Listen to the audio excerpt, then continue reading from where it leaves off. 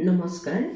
আজিৰ পাঠ্যক্ৰমত পাঠ লৈ আহিছোঁ ভাৰতীয় সাহিত্যৰ বৈশিষ্ট্যসমূহ কি কি আৰু উপন্যাসৰ মাজেৰে কিদৰে ভাৰতীয় বৈশিষ্ট্যসমূহ ৰক্ষিত হৈছে আলোচনা কৰক। এতিয়া আমি ভাৰতীয় সাহিত্য বুলি ক'লে ক'ব লাগিব ভাৰত গণৰাজ্যত সৃষ্টি হোৱা সাহিত্যসমূহকে ভাৰতীয় সাহিত্য বুলি কোৱা হয়। এতিয়া আহিছোঁ বৈশিষ্ট্যসমূহৰ ওচৰলৈ। এতিয়া ভাৰতীয় সাহিত্যৰ অন্যতম বৈশিষ্ট্য হৈছে ভাৰতীয় আদিম গ্ৰন্থবোৰ আছিল মৌখিকভাৱে প্ৰচলিত বা মৌখিক। ঋগ্বেদৰ পৰাই মৌখিক সাহিত্যৰ জন্ম হৈছিল। তাৰপিছত পৰৱৰ্তী ৰামায়ণ মহাভাৰত ইয়াৰ উদাহৰণ।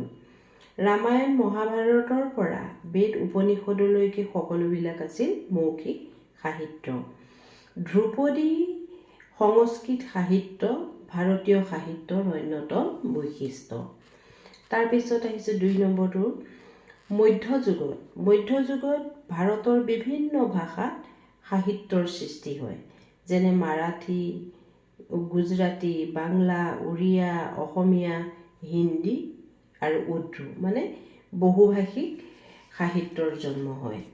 তাৰপিছত আহিছোঁ ভাৰতীয় সাহিত্যসমূহ যদিও বহু ভাষাত ৰচিত বা বহুভাষিক সাহিত্য পোৱা যায়, তথাপি ইয়াত এক ভাৰতীয়ত্ব চেতনা প্ৰবাহমান হৈ আছে। তাৰপিছতে আহিছোঁ বিভিন্ন ভাষা সংস্কৃতিৰ চেতনাৰে বহুধা বিভক্ত হ'লেও অনৈক্যৰ মাজত ঐক্য, এই বৈশিষ্ট্যটো ভাৰতীয় সাহিত্যত দেখিবলৈ পোৱা যায়। তাৰ লগে লগে বিভিন্ন দৰ্শনৰ প্ৰভাৱ ভাৰতীয় সাহিত্যত দেখিবলৈ পোৱা যায়। তাৰপিছত আহিছোঁ যি আভ্যন্তৰীণ বা সামাজিক সাংস্কৃতিক সকলো দিশত ভাৰতীয় সাহিত্য আগবঢ়া আছিলে। তাৰ পাছৰ বৈশিষ্ট্যটো ক'বলৈ লৈছোঁ জাতীয় চেতনা, স্বদেশ প্ৰেম বা বিভিন্ন বাদ ভাৰতীয় সাহিত্যৰ অন্যতম লক্ষণ। সৌন্দৰ্য, আনন্দ, জ্ঞান প্ৰাচীন সাহিত্যৰ প্ৰভাৱত উজ্জীৱিত হোৱা ভাৰতীয় সাহিত্য অতি উৎকৃষ্ট ধৰণৰ আছিল। সৌন্দৰ্য আছিল, তাত আনন্দ আছিল আৰু জ্ঞান। ভাৰতীয় সাহিত্যসমূহত এই তিনিটা প্ৰধান মহৎ বস্তু পোৱা গৈছিল। তাৰপিছত আধুনিক যি সাহিত্যসমূহত আধুনিক নৱজাগৰণ, সমাজ সংস্কাৰ, ঔপনিৱেশিকবাদৰ বিৰুদ্ধে সংগ্ৰাম, দেশপ্ৰেম, জাতীয়তাবাদ, ব্যক্তি স্বাধীনতা, ৰোমান্টিক ভাৱধাৰা তথা মাৰ্ক্সবাদ বা আৰ্থিক সামাজিক বৈষম্যৰ প্ৰতি সচেতনতা ভাৰতীয় সাহিত্যৰ অন্যতম বৈশিষ্ট্য। তাৰ পাছৰটো ক'ব বিচাৰিছোঁ আশাবাদ। আশাবাদৰ জিলিঙনি অৱলোকনেই ভাৰতীয় সাহিত্যৰ জাতীয় সত্তা। আশাবাদ ভাৰতীয় সাহিত্যত কি পোৱা যায়? আশাবাদ পোৱা যায়। তাৰপিছত আহিছোঁ মন আৰু আত্মাৰ ধ্বনি। সেই ধ্বনি প্ৰতিধ্বনিত হৈ সমৃদ্ধ হৈছে ভাৰতীয় সাহিত্য। মানুহৰ মন, আত্মাৰ ধ্বনি কি হৈছে? প্ৰতিধ্বনিত হৈছে ভাৰতীয় সাহিত্যত। তাৰ পাছৰটো ক'ব বিচাৰিছোঁ বেদ উপনিষদৰ আধ্যাত্মিক চেতনা, জীৱনবোধৰ গভীৰ ভাৱধাৰা ভাৰতীয় সাহিত্যৰ অন্যতম বৈশিষ্ট্য। তাৰ পাছৰটো ক'ব বিচাৰিছোঁ পাৰ্থিৱ জীৱনৰ প্ৰতি অসাৰতা আৰু পৰমাত্মাত মিলন, এক ধাৰ্মিক সুৰ ভাৰতীয় সাহিত্যৰ এক অন্যতম বৈশিষ্ট্য। এতিয়া জাতীয়তাবোধ, ঐক্য ভাৱনা, জাতীয়তাবোধৰ লগত কি আছে? ঐক্যৰ ভাৱনা ভাৰতীয় সাহিত্যত বিদ্যমান। তাৰপিছত ভাৰতীয় সাহিত্যসমূহ আদৰ্শবাদত প্ৰতিষ্ঠিত। ইচ্ছা আৰু আদৰ্শৰ দ্বন্দ্ব হ'লেও শেষত কি হয়? আদৰ্শৰ জয় বিদ্যমান হয় ভাৰতীয় সাহিত্যত। তাৰপিছত আহিছোঁ আধ্যাত্মিক সৌন্দৰ্য আৰু নীতিবোধৰ সৌন্দৰ্য সাধন ভাৰতীয় সাহিত্যৰ অন্যতম বৈশিষ্ট্য। তাৰপিছত বিশ্বাসহীনতা, মূল্যহীনতা এইবিলাকক অনাস্থা দেখা যায়। ভাৰতীয় সাহিত্যই কি কয়? সদায় বিশ্বাস আৰু আস্থাৰ মূল্যটো ৰাখে। এইখিনি হৈছে ধৰক ভাৰতীয় সাহিত্যৰ বৈশিষ্ট্য। আপোনালোকে আৰু ভালদৰে লিখিব পাৰিব।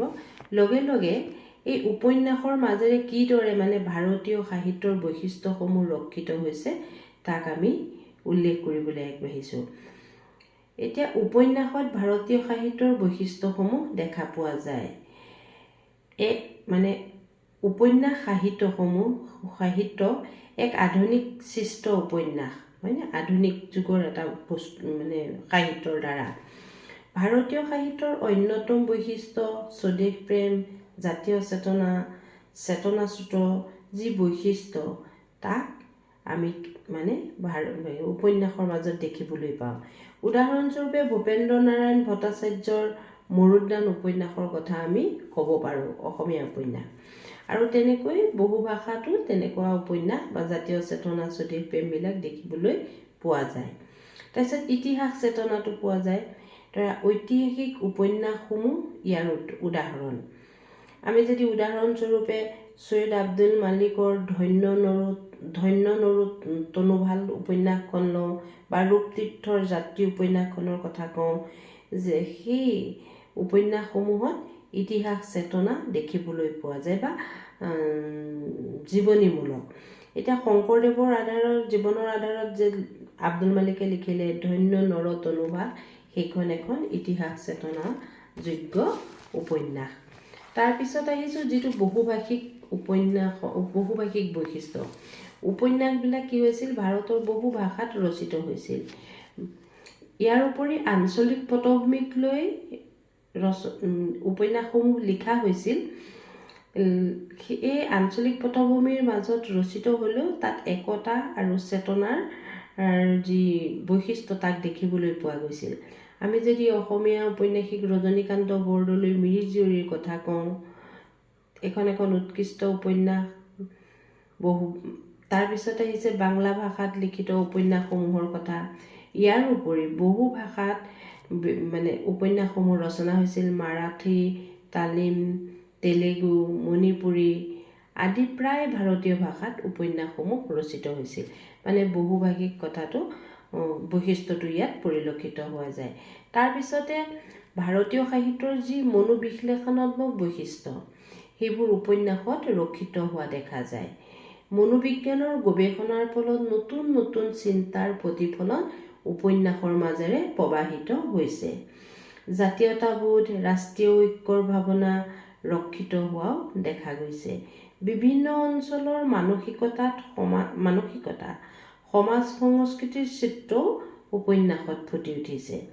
স্থানীয় অঞ্চলৰ দৃশ্য ৰক্ষিত হৈছে, তথাপি জাতীয় সত্তাৰ পৰা ই আঁতৰি অহা নাই। উপন্যাসবোৰৰ মাজত ভাৰতৰ পৰম্পৰাগত ৰীতি নীতিবোৰৰ সমন্বয়, গৌৰৱময় ইতিহাস আৰু তাৰ প্ৰতি শ্ৰদ্ধাশীল হোৱা, পুৰণি বা ইতিহাসৰ পুনৰ কথন কৰিলেও অতীতৰ সময় কাহিনীক অতি প্ৰাঞ্জল ৰূপত উপস্থাপন কৰা দেখা যায়। ইয়াৰ উপৰি মন কৰিবলগীয়া যে ভাষা, শৈলী, পটভূমি বেলেগ বেলেগ হ'লেও ভাৰতত ৰচিত উপন্যাসবোৰৰ মূল বক্তব্য কিন্তু একেধৰণৰ। ইয়াৰ প্ৰধান কাৰণ হৈছে উপন্যাসবোৰৰ সমল প্ৰায় একেধৰণৰ মূলৰ পৰা গ্ৰহণ কৰা দেখা যায়। পৌৰাণিক তথা মহাকাব্যিক ঐতিহ্য প্ৰসূত উপন্যাস, ঐতিহাসিক উপন্যাস, ৰাজনৈতিক উপন্যাস আদি সকলোতে পোৱা যায় আৰু ইয়াৰ বিষয়ো সদায় একেধৰণৰ বা একেজাতীয় হোৱা দেখা যায়। আমি ক'ব পাৰোঁ যে নবীন প্ৰবীণ বিভিন্ন ঔপন্যাসিকে ৰচনা কৰা উপন্যাসবোৰত মানৱতাবাদী ভাৱধাৰা সদায় অক্ষুণ্ণ থাকে। সেয়া যি প্ৰকাৰৰে উপন্যাস নহওক কিয়, ভাৰতীয় আদৰ্শত সৰ্বাধিক গুৰুত্ব প্ৰদান কৰা যি মানৱতাবাদী বা মানৱদৰ্দী ভাৱধাৰা, সেই ভাৱধাৰাৰে কিন্তু উপন্যাসসমূহ পৰিপুষ্ট বা কেতিয়াও সেই ভাৱধাৰাৰ পৰা আঁতৰি অহা নাই।